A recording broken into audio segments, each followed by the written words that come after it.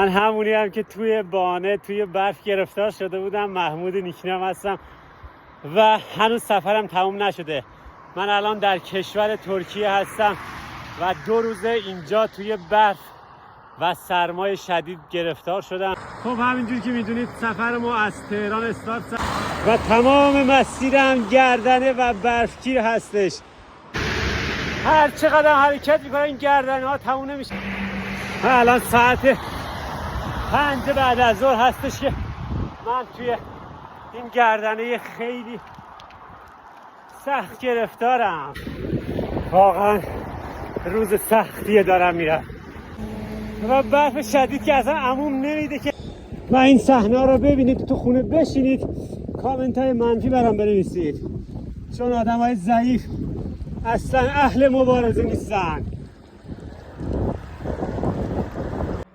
جاده رو ببینید که اصلا دیده نمیشه. خب نگاه کنید چقدر برف اومده. تنها جای امنی که پیدا کردن اینجاست تا لباس عوض کنم و ادامه سفر دارم. اینجا گردنه اگر این شب بمونم اینجا یخ میزنم. ساعت 5:30 بعد از ظهر هست.